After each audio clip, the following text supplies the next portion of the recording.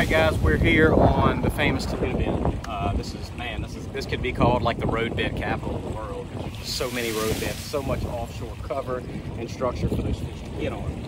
So if you can see here on my map, we picked a road bed that basically runs all the way across the lake to the other side. And you can see that even showing like a submerged culvert. There's probably, more than likely, there's a bridge right there. But you know, it runs from one side of the lake all the way to the other. And I can tell you right now, before we get on it, that this is going to be probably a pretty pronounced road beds, especially ones that run from one side to the other on your charts.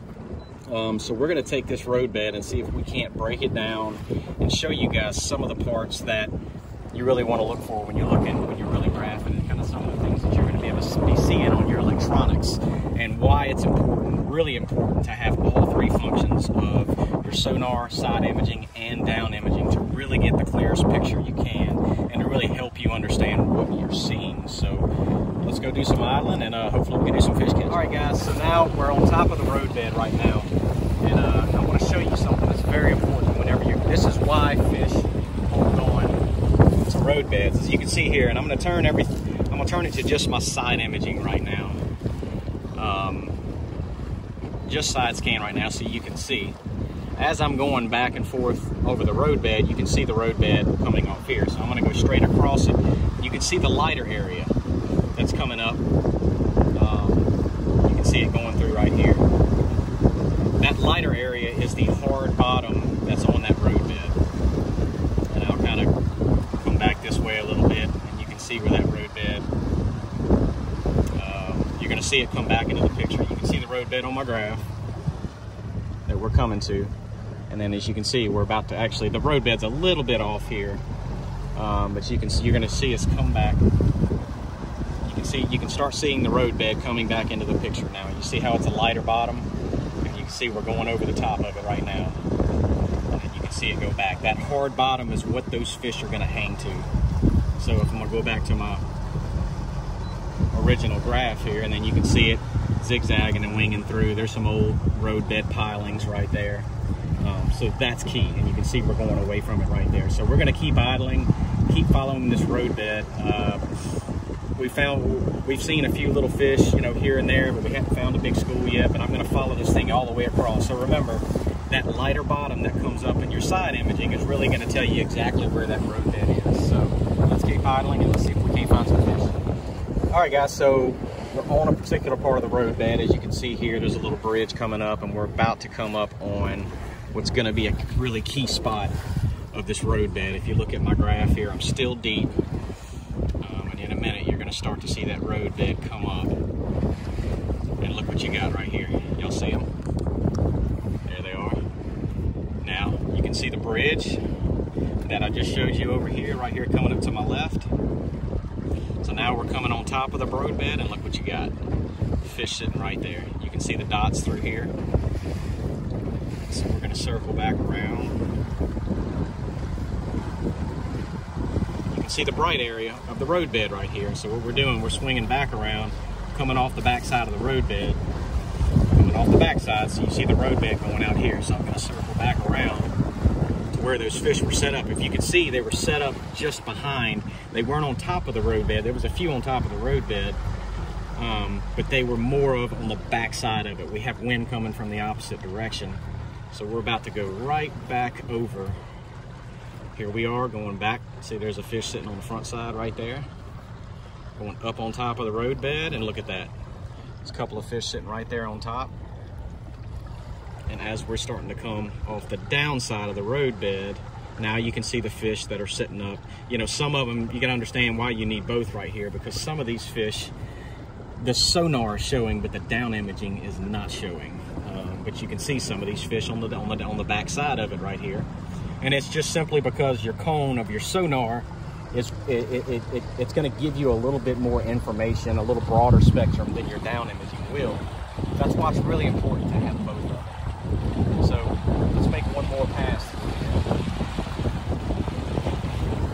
Let's see if we can. We're going to make another pass about 50 feet to the side. What it is this road bed actually has a little bend to it. The graph's not showing it, but I can tell. Now you see, we're about about to go up on it. You can see a couple of the fish already that are set up just to the downwind side of this roadbed, and that's where they're set up right there. Y'all can see them coming. You can see the roadbed starting to come into the picture. You start to see there's a couple of fish just on the downside of it, and as we're coming on top of it, you see where they're set up just on the downwind side of that roadbed. So, and as y'all can see, it looks like the majority of the population of fish is a little bit closer to where that bridge is at, and it's also some of the deeper water. And there's actually, you can see some timber that is on the other side, so we're going to spin around and make one more pass. And we'll be able to see a little bit further this way to see if there's any fish setting up. So we should be just about, here's the roadbed, there we go. You can actually see the roadbed coming in on my side imaging. You can see bait. See, look, there's one or two fish sitting there. You can see them sitting on top of it.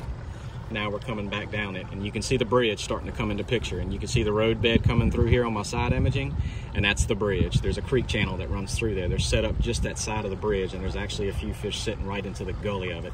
But again, the hard bottom of the roadbed, close to deep water, or right by a creek channel, right by a lot of cover, and that bridge right there, and that's where those fish are setting up. So we're going to spin around and see if we can't catch a few of them. All right.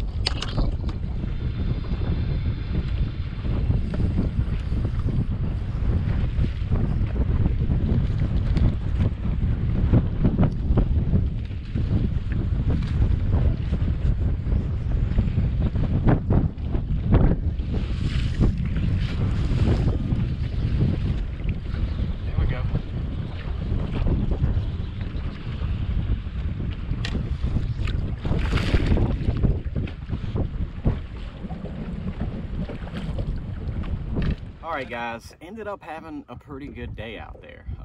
You know, we broke down that entire roadbed, found that school of fish sitting on top.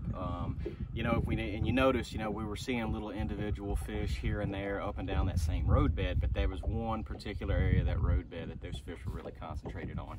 And you know, the first time I actually stopped on those fish, and I was running a football jig and a crankbait and stuff through there, and I just couldn't get them to eat. So ended up, I had to go finesse. I had to go finesse to fire those fish up. And that is really key. You got to make sure you have finesse rods on your boat, especially right now. Here we are, late summertime, Toledo Bend. You know, these offshore fish are really pressured. So had to go finesse, and I'm going to show you guys, you know, some of the baits that you guys saw me catch them on. And I'll kind of run through these real quick. You saw, you know, we got them. We ended up getting those fish fired up on a couple of different things. You know, finesse-wise, the new Ned Bomb by Missile Baits with their new head, 3/16 size, and these fish were 18 to 25 foot of water. So a 3/16, 10-pound fluorocarbon to a 15-pound braid backer, 7-1 Legend Extreme. Moderate action with a fast tip. I like a little bit stiffer rod, especially when I'm throwing the Ned rig. And really, a lot of my finesse fishing need like that. And you don't want to be able to get that hook into the fish. You got to be able to get the hook in the fish, and didn't lose any doing it. The other one, of course, was just your standard drop shot.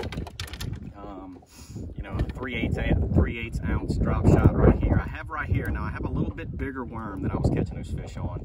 So this is a 2/0 finesse heavy cover hook from Gamakatsu. It's got a bait keep on the top of it. That way the bait doesn't slide down on you. Same setup that you just saw with the Ned Bomb. 7-1 Legend Extreme, moderate, fast tip, same setup. 10-pound fluorocarbon to 15-pound braid. And it didn't have any problems with them. You know, caught just about every fish that we hooked on this thing.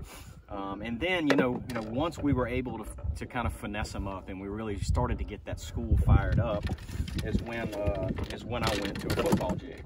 And you'll notice, you know, once you get those fish finally fired up, I'll pick up a bigger bait like a football jig and try to get that bigger bite out of that school. Because typically there's always a few big ones laying around. Now, we didn't catch any great big ones today, but, you know, if we ran enough of what you guys just watched us do, it's only a matter of time. When you live on a place, or you're fishing on a place like Toledo Bend, there's giants that live in this place. So we do that enough, you will run into one. So make sure, guys, that you're putting a good combination of finesse and then big fish baits too.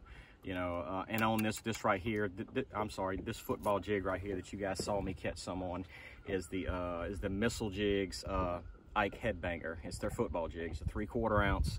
I like to put my own skirts on them, and I put something that has big crawls on the back of it, like a rage crawl or something like that. I want something that's got a lot of action, puts out a lot of vibration. And the water here isn't real clear, so we're catching fish in 20 to 25 foot of water.